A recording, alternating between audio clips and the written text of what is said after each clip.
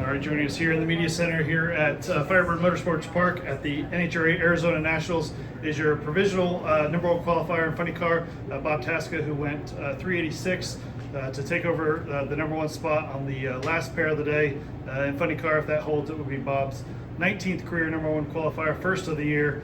This kind of goes back to last year. You and Austin, it seems like you traded number ones back and forth a lot of the time to get out ahead of them on a Friday. That had to feel pretty good. A great run by you guys. Josh, you missed the most important number at 333.882 miles per hour, almost 334 miles per hour. Hey, listen, made a lot of IndyCar friends over the last week. Got a whole bunch of new fans. It was a lot of fun leaving Gainesville, coming here, and knowing that these conditions were going to be great. But almost 334 miles per hour is a great lap for this Motorcraft car. What I love about what we did today, we did it on a hot track and we did it on a cool track. And you know, you're going to see hot tracks for the rest of the weekend, so I'm pretty confident I'll see you guys tomorrow night. But the truth is, we needed that first run was more important than the second run.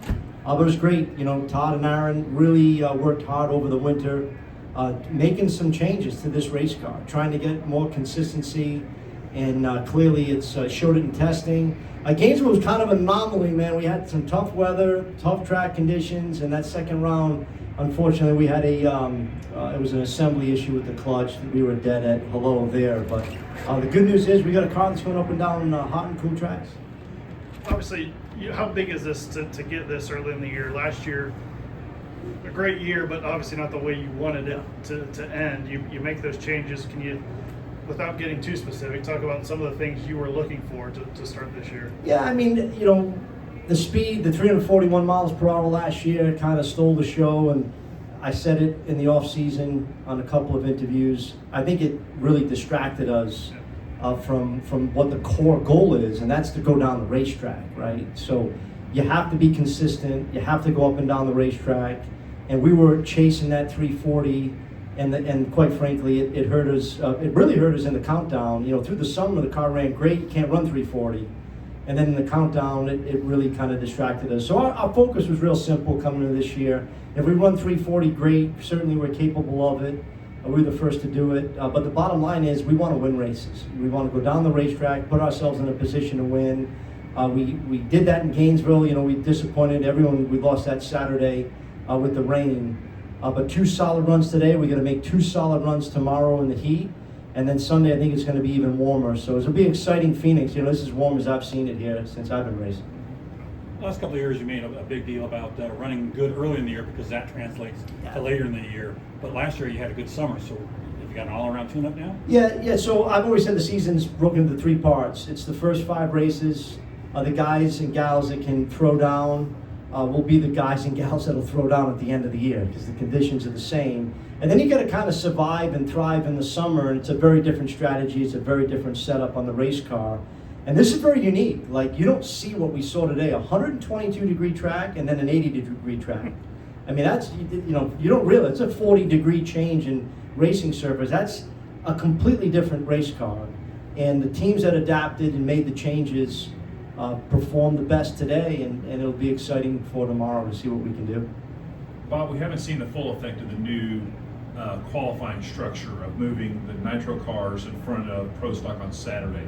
Do you think that making runs like that today will be beneficial to getting information tomorrow that is going to translate closer to your run times on Sunday? Yeah, you know, I never thought of it like that. I thought of it from the fan standpoint, like, hey, bring us forward.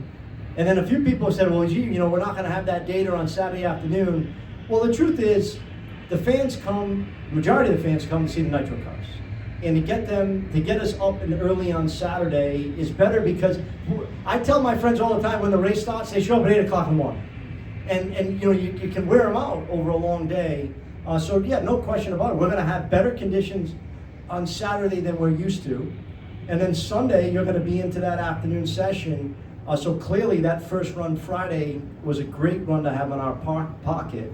And then Saturday, you know, will be warmer than tonight. You won't see, you know, 85-degree racetracks even tomorrow afternoon.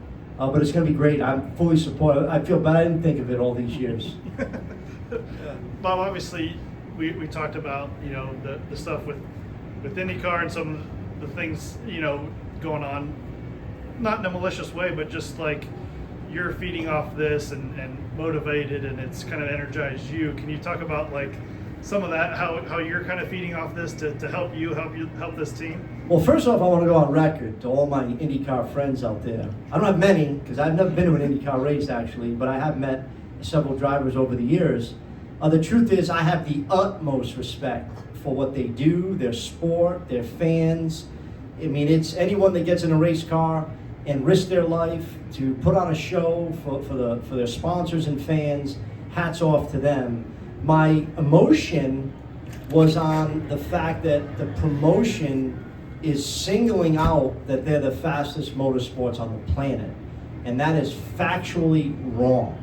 It is not true, and anybody that can look at scoreboard can clearly say that. So I think that they overstepped some bounds, which not only pissed me off, it pissed off a lot of NHRA fans and drivers, and it was great to see the passion of race fans over the last week. I think for the most part, it was all done with due respect, and the truth is not harmed by the truth.